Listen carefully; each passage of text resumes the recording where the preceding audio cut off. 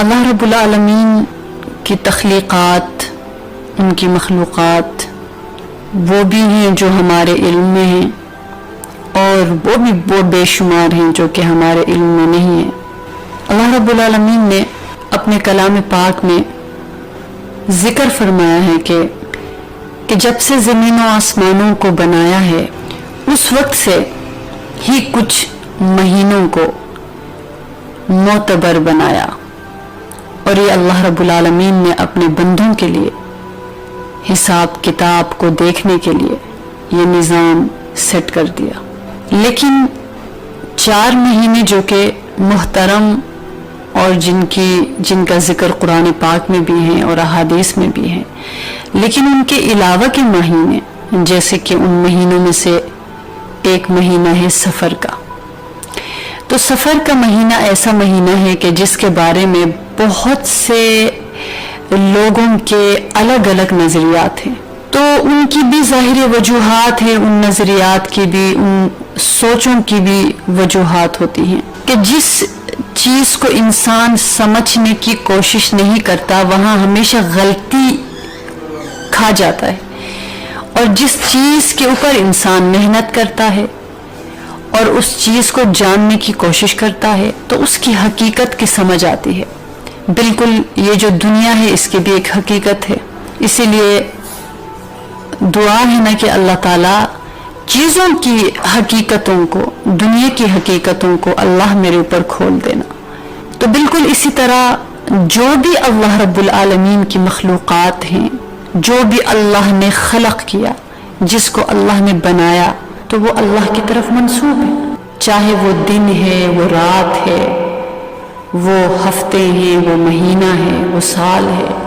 وہ زمین ہے، وہ آسمان ہے۔ جس چیز کو انسان جاننے کی کوشش کرتا ہے اس کا اچھا پہلو بھی سامنے آتا ہے، اس کا برا پہلو بھی سامنے آتا ہے۔ جس چیز کو اپنانے کے لیے محنت کرتا ہے وہ چیز اس کو حاصل ہو جاتی ہے۔ تو بہرحال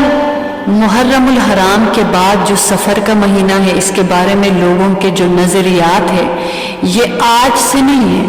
بلکہ اگر ہم اس دور کو چھوڑ کر بہت پیچھے چلے جائیں، یہاں تک کہ رسول کریم صلی اللہ علیہ وسلم کی بعثت کیا، ان کی ولادت سے بھی پہلے ایسا نظریہ مشرکین میں چل رہا تھا۔ تو بہرحال ان مہینوں کے نام ہیں، تو انہی میں سے اس مہینے کا نام سفر ہے۔ تو سفر کو سفر کیوں کہتے ہیں؟ ویسے تو اس کا مطلب خالی ہونے کے ہیں، جو کیونکہ عربی کا یہ لفظ ہے، اور اگر اس کا ترجمہ کر لیں، اس کا مطلب نکالے تو خالی ہونے کے، یعنی خالی۔ تو اس مہینے کو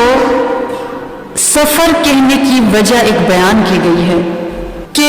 یہ خالی ہونے کے معنی میں آتے ہیں، اور اس میں عرب کے لوگ، یعنی عرب کے لوگوں کے گھر عموماً خالی رہتے تھے، کیونکہ 4 مہینوں، ذی القعدہ جو کہ محترم مہینہ، ذی الحجہ جو کہ محترم مہینہ، محرم جو کہ محترم مہینہ، اور رجب میں مذہبی طور پر ان کو جنگ اور لڑائی نہ کرنے اور مذہبی عبادات کو کرنے کا خاص پابند کیا گیا تھا، یعنی وہ ان 4 مہینوں میں وہ عبادات کرتے تھے اپنے طور پہ، جو ان کی لڑائیاں چلی آتی تھی وہ روک دیتے تھے، کیونکہ جنگ لڑنے کے لیے ظاہر ہے گھروں سے نکلنا ہوتا ہے۔ تو جیسے ہی محرم کا مہینہ گزرتا، اس جنگجو قوم کے لیے مسلسل 3 مہینوں کی یہ پابندی ختم ہو جاتی تھی، تو وہ لوگ جنگ، لڑائی اور سفر کے لیے روانہ ہو جاتے تھے، اور اس کی وجہ سے ان کے گھر خالی ہو جاتے تھے۔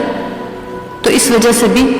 اس مہینے کا نام سفر رکھا گیا۔ اور اسی طرح ہم اکثر سنتے ہیں کہ سفر المظفر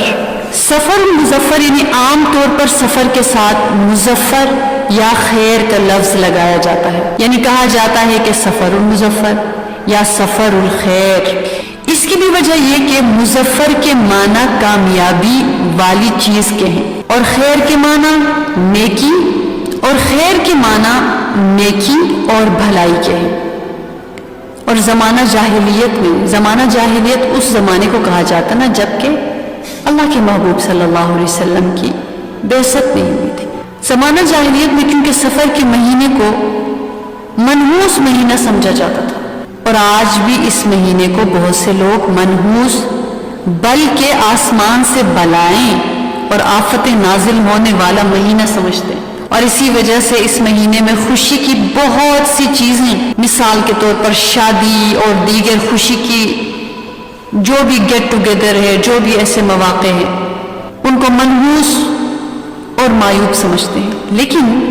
اسلامی اعتبار سے اس مہینے سے کوئی نحوست وابستہ نہیں ہے۔ اسی وجہ سے احادیث مبارکہ میں اس مہینے کے ساتھ نحوست لگانے کی سختی کے ساتھ تردید کی گئی ہے، یعنی اس کو منع کیا گیا۔ اس لیے سفر کے ساتھ کیا لگایا گیا؟ مظفر یا خیر، یعنی یا تو سفر المظفر کہیں یا سفر الخیر، تاکہ اس کو منحوس آفت والا مہینہ نہ سمجھا جائے بلکہ کامیابی والا اور بامراد اور خیروں سے، برکتوں سے بھرا ہوا مہینہ سمجھا جائے۔ اور اس مہینے میں تمام تر انسان اعمال کرتا ہے، ان کاموں کو منحوس سمجھنے کا جو انسان کے دماغ میں ایک سوچ ہے، وہ سوچ دور ہو جائے۔ اسی وجہ سے اس کو سفر الخیر کہا جاتا ہے۔ ٹھیک ہے، اب جو سفر ہے اس میں بہت سی چیزیں، بہت سی بدعات اپنی طرف سے بہت سی چیزوں کو لا کے ان کو عبادت کی طرح کیا جاتا ہے، اور جو اللہ رب العزت کے احکامات ہوتے ہیں ان کو کوئی جاننے کی کوشش نہیں کرتا۔ یہ شیطان کے ہاتھ ایک ہتھیار آ گیا کہ کیسے انسانوں کو موڑ دیا جائے۔ تو زمانہ جاہلیت میں لوگوں کا سفر کے بارے میں یہ گمان تھا کہ اس ماہ میں کثرت کے ساتھ مصیبتوں کا اور آفتوں کا نزول ہوتا ہے، اور یہ مہینہ نحوست، پریشانیوں اور مصائب والا ہے۔ تو عرب سفر کا مہینہ آنے سے بدفعلی بھی لیا کرتے تھے، برا فعل لیا کرتے تھے، اور اسی طرح بعض اہل عرب کا یہ گمان تھا کہ سفر سے مراد ایک سانپ ہے جو انسان کے پیٹ میں ہوتا ہے، اور بھوک کی حالت میں انسان کو ڈستا اور کاٹتا ہے،